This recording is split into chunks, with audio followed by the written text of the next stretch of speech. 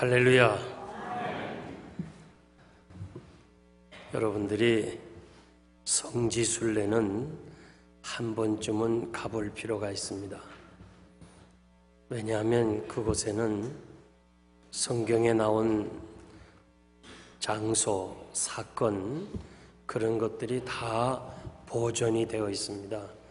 그러므로 우리가 말씀을 더욱 확신을 가지게 되고 이게 역사적 사건이었구나 깨닫게 됩니다. 감람산에 예수님이 승천하신 자리에 승천기념교회를 4세기에 세웠습니다.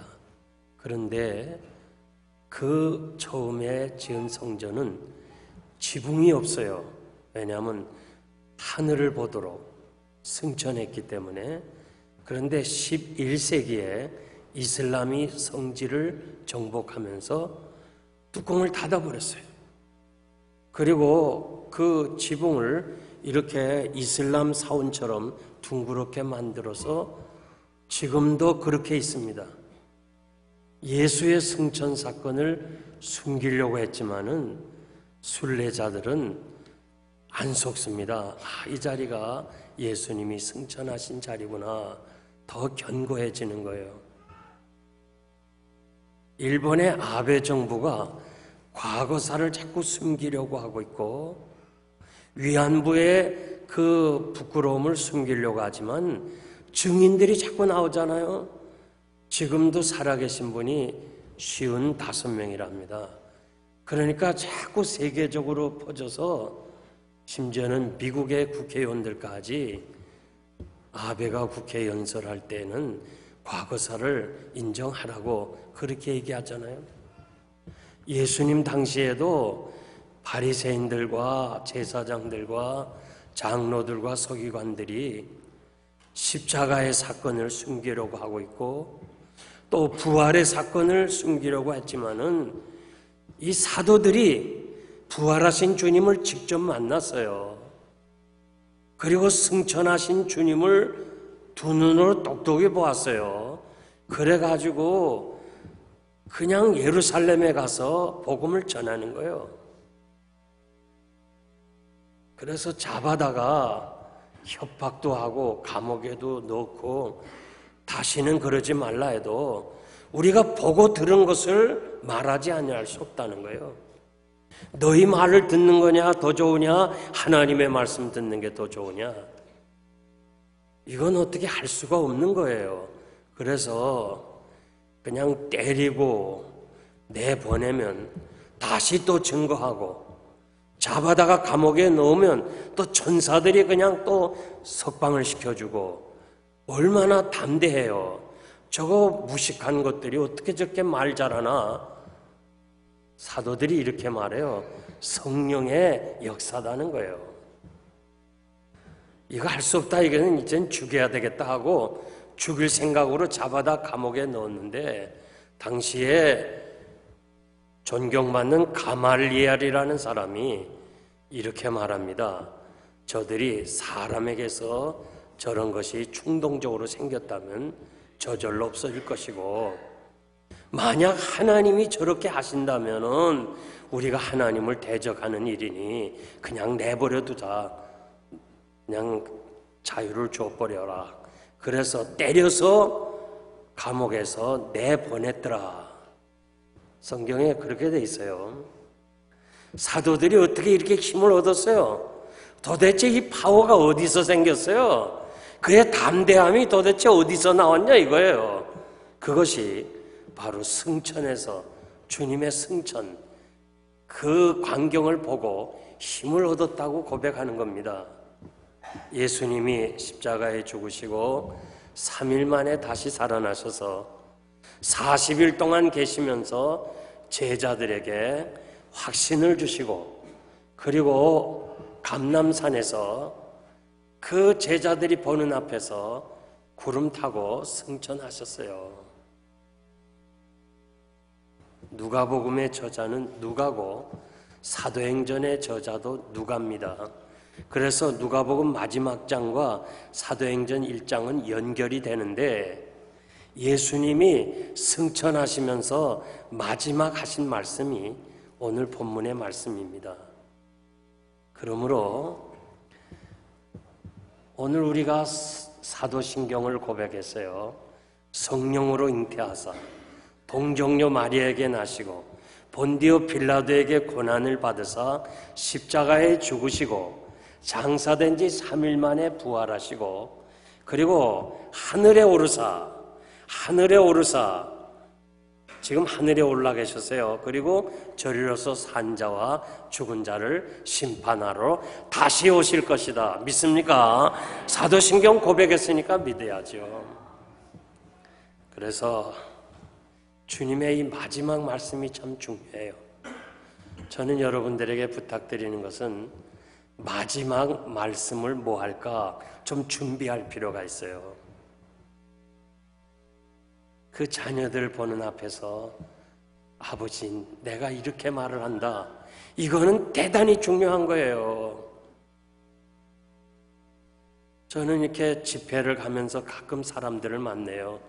나는 아버지, 어머니가 마지막 가면서 아들아, 딸아, 너 예수 잘 믿고 목사님 말씀 잘 순종해라.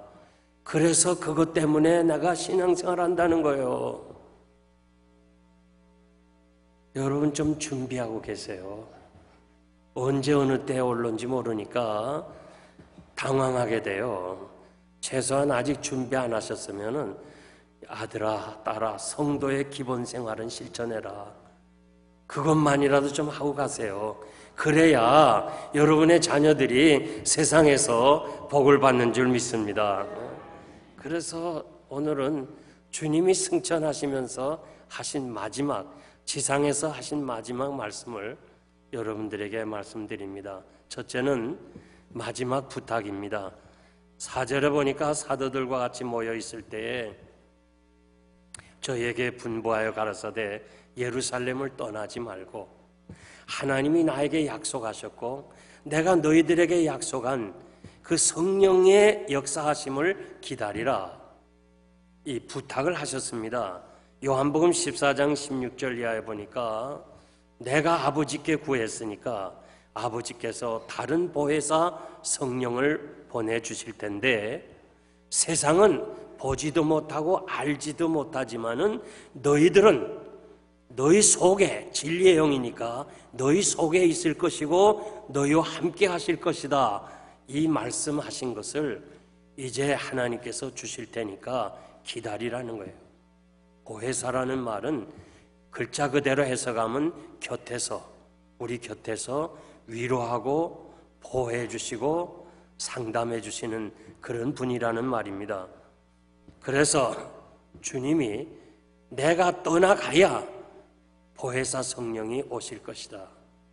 주님은 세상에 계실 때에 제자들을 인도하시고 도와주시고 함께 하시고 모든 일을 도와주셨어요. 그런데 이제 그분은 인성과 신성을 가지신 분이기 때문에 승천하시고 이제는 시공간에 어떤 제재를 받지 않는 성령님이 오셔서 예수 믿는 모든 사람들 안에서 은혜로 역사하실 줄 믿습니다. 그래서 우리를 고아처럼 버려두지 아니하시겠다고 그랬습니다.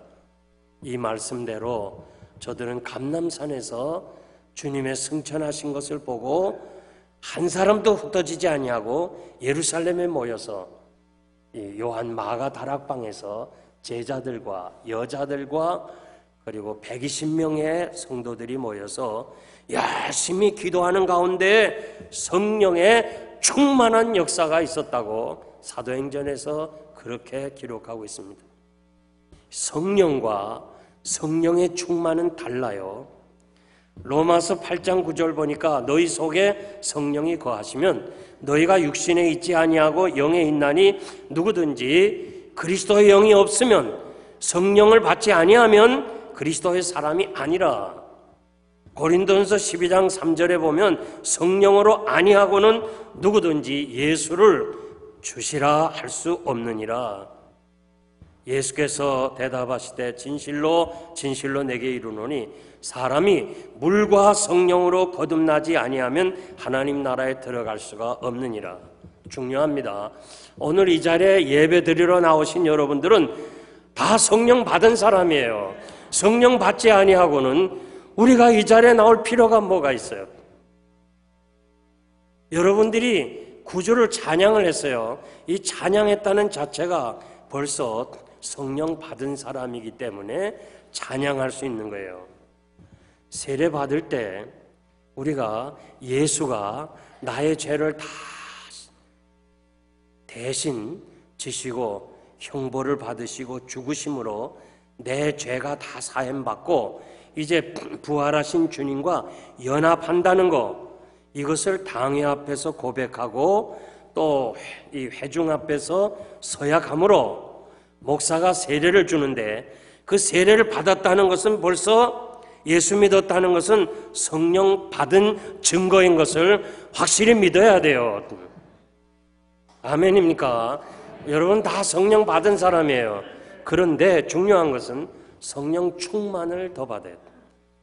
성령과 충만은 달라요. 성령은 단 이례적 사건이에요. 그냥 예수 믿을 때 성령이 우리 안에 거하셔서 우리가 예수 믿게 된 거, 성령 받은 거예요.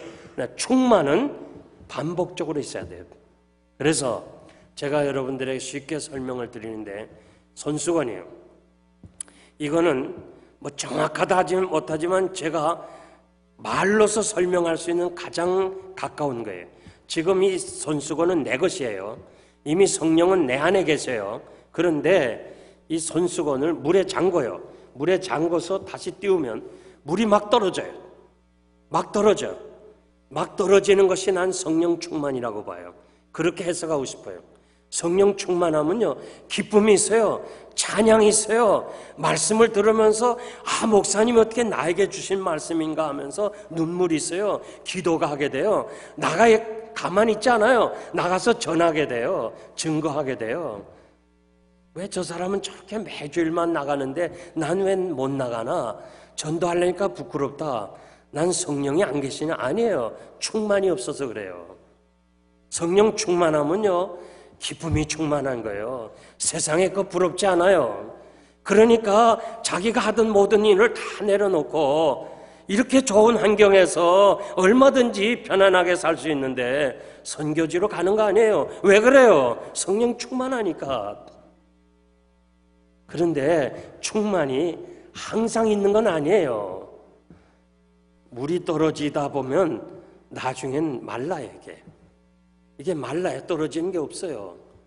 그래서 뭐 신앙생활하는 것 같지도 않고 뭐 기쁨도 없고 그냥 막 세상에서 방황할 때도 있고, 그러면 다시 또 충만해지는데, 충만하게 되는 비결이 기도회를 통해서 혹은 부흥회를 통해서 말씀을 듣는 가운데 혹은 질병 가운데 수술대에 앉아서 이렇게 이런 모양 저런 모양으로 우리를 다시 충만하게 하시는 거예요.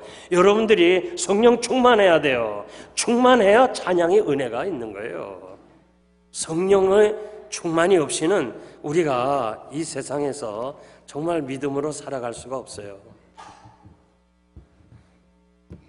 사도 베드로와 요한이 공회 앞에서 이렇게 담대하게 복음을 증거한 것은 딱 하나예요.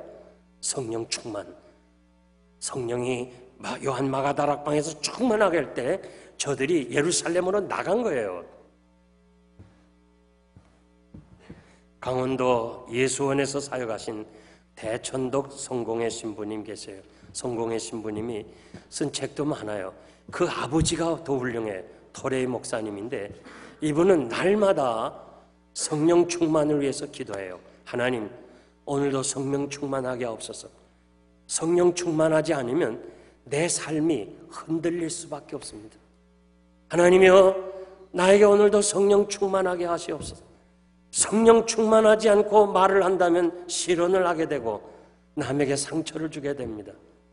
하나님이여, 오늘도 나에게 성령 충만을 주시옵소서. 그래야 올바른 선택을 할 수 있습니다. 날마다 그분은 성령 충만을 기다렸던 것입니다. 여러분, 성령 충만하지 않고는 아직도 우리 마음속에 성령이 거하시지만 세상의 욕심으로 가득 차 있어. 세상 것으로 꽉 차 있어. 예수를 믿는다 하면서도 이 세상 것 욕망과 분노와 자기의 원하는 것으로 추구하게 되는데, 성령이 충만할 때 이런 것들을 다 하나씩 하나씩 정리하게 되고, 미움이 변하여 사랑이 되고, 비판이 변하여 그를 인정하게 되고 존경하게 되고, 정말 인본주의적이고 예수 믿는 사람이 저러는데 성령 충만해지면요 사람이 변화가 되는 거예요. 정말 이 세상 것 부럽지 않는 거예요. 하나님의 말씀 하나 붙잡고 하나님 한 분이면 난 다 된다. 이것이 바로 성령 충만이에요. 그러므로 이미 성령 받으신 여러분들은 성령 충만을 사모하시기를 바랍니다. 주여, 내가 성령 충만해서 이 악한 세상을 이기게 해달라고 여러분들이 날마다 기도하면 하나님이 여러분의 기도를 통해서 정말 충만한 기쁨과 감사와 찬양의 삶이 있어질 줄 믿습니다. 두 번째는 마지막 명령인데 6절에서 8절 보니까 제자가 주님께 묻자와 가로되 이스라엘 나라를 회복하심이 이때입니까? 지금 제자들은 요 묻자와 가로되 요 단어가 한 번 부른 게 아니에요. 계속 묻고 있었어요.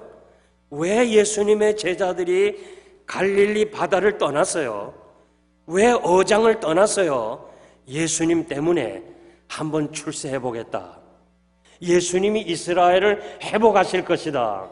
이 확신을 가지고, 이 꿈을 가지고 예루살렘을 회복해서 왕권을 가지시면 자기들이 마치 오늘로 말하면 장관들이 돼서 나라를 다스리겠다는 꿈이 있었어요. 그 꿈이 주님이 십자가에서 죽으심으로 다 부서진 거예요. 그래서 요한복음 14장에 보면 예수님이 내가 죽어야 된다, 십자가에 죽으셔야 된다 할 때 마음에 근심이 있었다는 거 아니에요? 너희는 마음에 근심하지 말라. 겉으로는 아니지만 속으로 다 근심이 있었어요. 왜? 그 꿈이 다 깨어지니까. 그런데 주님이 다시 살았단 말이에요. 다시 살았어요. 그러니까 잃어버렸던 꿈이 다시 회복되는 거예요. 아하, 지금이구나. 이제 부활하셨구나. 능력이 있구나. 이제 예루살렘을 회복하겠구나. 그래서 회복하는 것이 이때입니까? 그렇게 물을 때 그거는 아버지의 권한에 있으니까 그건 너 상관하지 말고 이 복음을 전하라. 이 복음을 전하라. 대단히 중요한 말씀이에요. 오늘도요, 예수 믿고 세례받고 신학을 한 목사님들 중에서도요, 딱 둘로 갈라져요. 이때니까 하는 것처럼 사회복음주의로 어떻게 하든지 사회를 복음으로 정화시키겠다. 그래서 정치와 경제와 또 여러 가지 그 어떤 인권과 이런 모든 것을 통해서 어떻게 하든지 이 사회를 복음으로 변화시켜가지고 행복한 나라를 만들자. 이것이 사회복음주의입니다. 그러니까 그냥 데모도 해야 되고, 여러분 지금 촛불 집회 무슨 단체 이거 다 신학을 한 사람들이 뒤에서 다 배우 조종하는 거예요. 옛날에 이런 거 없었습니다. 우리 개혁주의는 뭐냐? 우리는 나가 데모하는 거 아니에요. 촛불 집회하는 거 아니에요. 그렇게 해서 그 사람 변화시키는 게 아니고 복음을 전해서 한 사람 한 사람 복음을 전해서 저들이 변화된 사람이 사회 나가서 소금과 빛의 역할을 감당함으로 그 사회가 행복하게 되는 거예요. 이것이 바로 개혁주의예요. 저는 신학 7년을 하면서 처음으로 한번 데모를 했습니다. 한일회담 반대를 하는데 우린 그 데모 하지도 않는데 자꾸 일반 신학대학들이 자꾸 학생회 간부들한테 왜 너희들은 안 하냐 다 하는데, 그래서 임원들이 금요일을 택해서 채플로 한 700~800명이 모이니까 그때 데모를 하려고 준비를 다 했어요. 그런데 박영룡 박사님이라고, 그 당시에 총장인 박영룡 박사님이 이거를 교수들이 알고 그 강당에 들어가는 입구에 딱 서서, 작은 사람이 딱 서가지고, 저는 데모하려는 게 아니고 채플 할 때 언제나 앞자리에 앉으려고 맨 앞에 서서 올라가는데 딱 정면에 한 1m 간격으로 보게 됐어요. 이분이 이렇게 말해요. 딱 그 선을 걷어요. 분필로 쫙 긋고는 여기를 한 발짝도 넘어오면 퇴학이다. 그리고 다 들어오면 학교 문 닫는다. 당신들이 칼빈주의자냐? 하나님의 섭리를 믿느냐? 하나님이 이 나라를 다스리는 거 믿느냐? 그렇다면 기도해야지.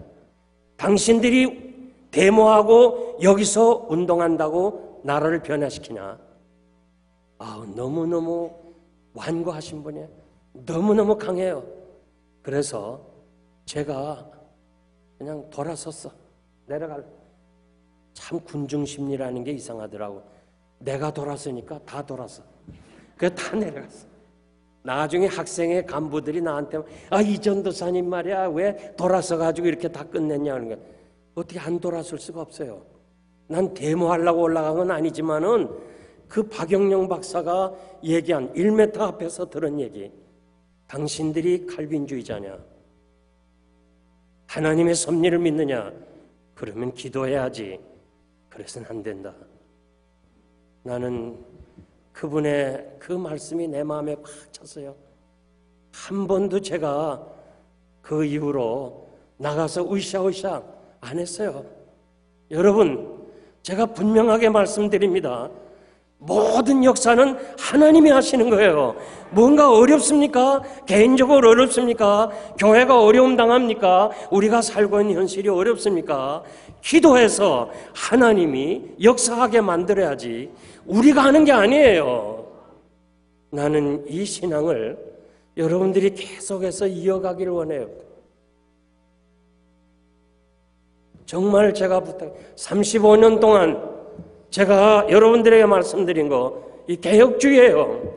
하나님이 살아계심을 믿고 하나님 앞에서 우리가 기도하면 되는 거예요.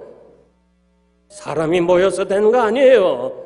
우리 힘으로 무엇인가 하는 거 아니에요. 하나님이 하시는 거예요. 하나님이 하셔야 되는 거지.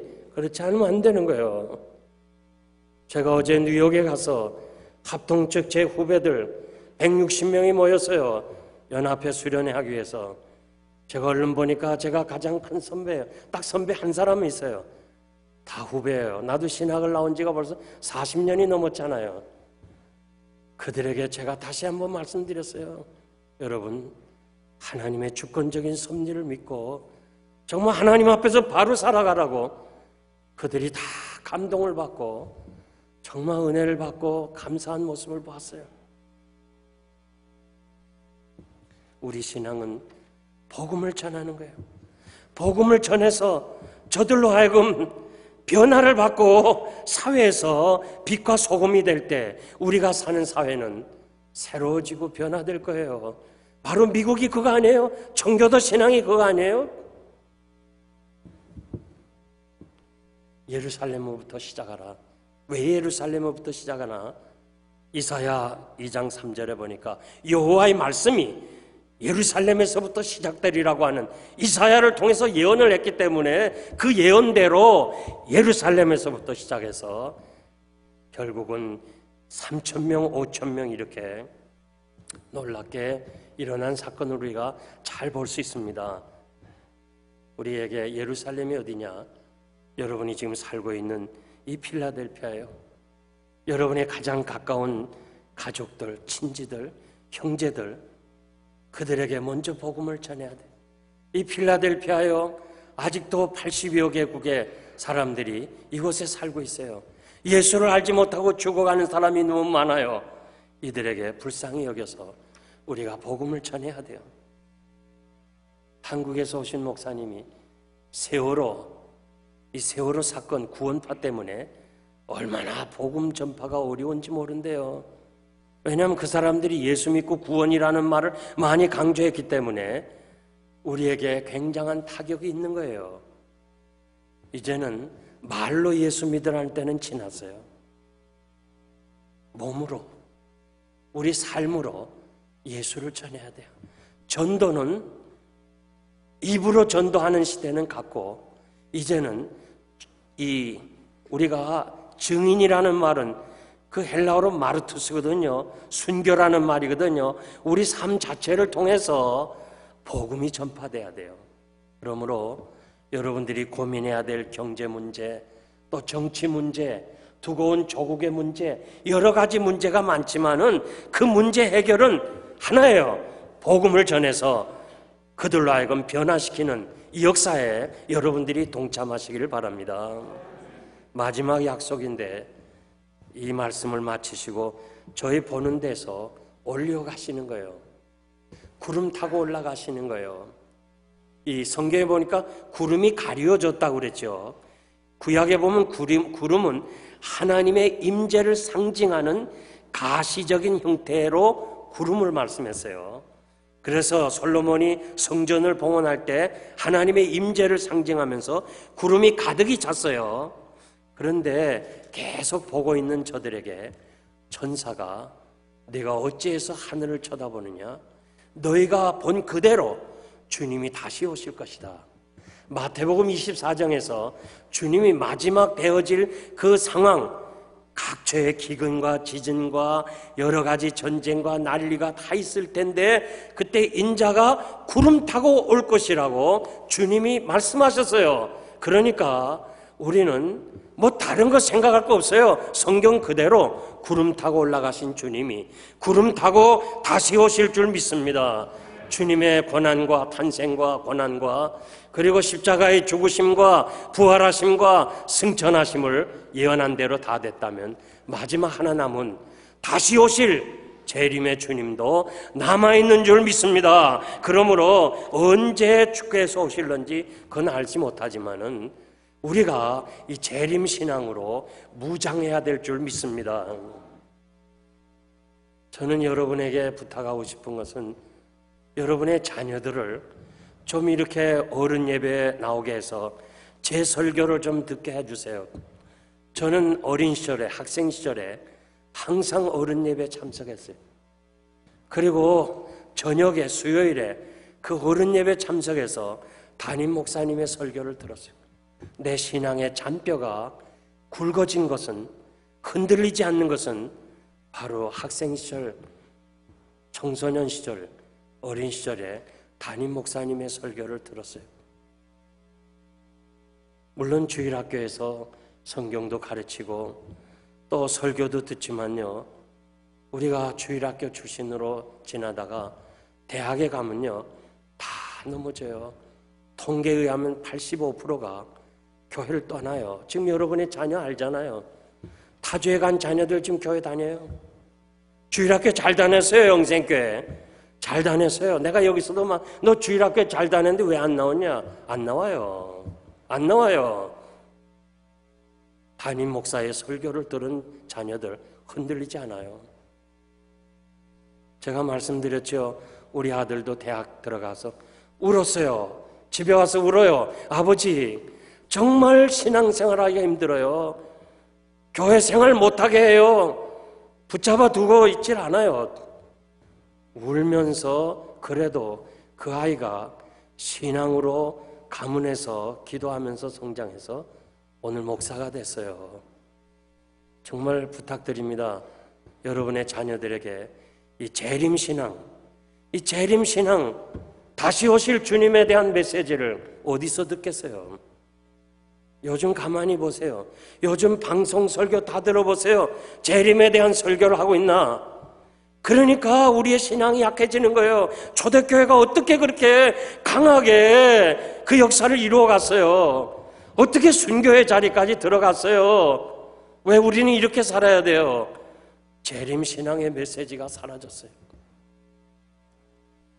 이게 문제예요. 저는 출애굽을 해서 광야를 통과하는 이스라엘 백성들이 가나안을 향해 간다 하면서도 그냥 광야 생활이 불평과 원망과 시비와 그냥 당 짓는 거 이런 것 때문에 광야에서 다 죽었어요. 그리고 가나안에 들어간 사람은 여호수아와 갈렙밖에 없잖아요. 출애굽 세대가. 우리가 지금 죄악의 출애굽을 하고 영원한 하나님의 나라 가나안에 가는 이 시점에서 이 광야 생활에서 아직도 우리 마음속에 불평과 원망과 이 세상적인 것으로 가득히 찬다면 우리가 어떻게 하나님 앞에 설 수 있겠어요? 우리 자신을 한번 깊이 돌아보고 고난받는 성도들에게 베드로 사도는 주의 날이 임하기를 바라보라. 간절히 사모하라. 새하늘과 새 땅을 바라보라. 너희들이 거룩한 행실과 경건함으로 점도 없이 흠도 없이 평강 가운데서 주님을 아는 지식에서 자라가라. 우리에게 들려주시는 귀한 말씀입니다. 재림신앙으로 무장해야 됩니다. 그래야 이 악한 세상에서, 이 죄 많은 세상에서 우리 신앙을 유지할 수가 있는 것입니다. 출애굽하던 밤 저들이 어린 양의 피를 문설주에 바르고 오늘 밤 우리가 애굽을 떠나야지, 그 출애굽할 때 그 먹은 유월절 음식을 먹으면서 이 애굽을 떠나야지 기다리는 것처럼 피로 사신 교회에서 생명의 양식을 먹으면서 지구촌을 나는 떠나야 된다.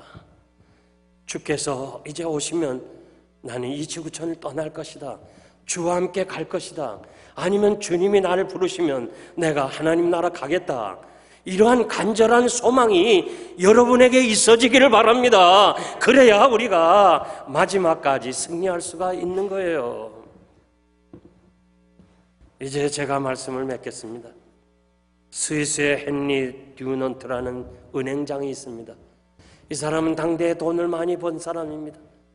그런데 그 많은 돈을 벌었으면 됐지, 더 은행을 확대하고 세계를 지배하는 은행을 가지고 싶어서 당시에 세계 정복인 나폴레옹을 만나려고 그랬어요. 그래서 나폴레옹이 정복한 나라마다 그 은행을 자기가 흡수하기 위한 그런 계획을 가지고 그는 나폴레옹이 전쟁하는 그 오스트리아와 전쟁하는 전쟁터를 찾아갔어요. 나폴레옹을 만나기 위해서. 그러다가 그는 그 수많은 사람이 전쟁으로 인하여 죽어가는 것을 보았어요. 그리고 널려져 있는 시신을 누가 챙기는 사람 없는 걸 봤어요. 부자 되려다가 그는 그 꿈을 포기하고 내가 있는 처지에서 한 사람이라도 도와야 되겠다 하면서 그 죽어가는 사람들을 간호하기 시작해요. 그 죽은 시체를 운반하면서 그가 세상적인 꿈을 버리고 평화적인 꿈을 꾸었다는 거예요. 주님이 승천하시고 다시 오실 이 기간을 신학적으로 중간기라고 그래요. 여러분 지금 중간기에 사는데 우리가 너무 이렇게 돈에 대해서, 세상 물욕에 대해서, 세상 감정에 대해서 여기에 몰두하지 말고 오늘 밤이라도 오라 하면 가야 되잖아요. 다 두고 가야 되잖아요.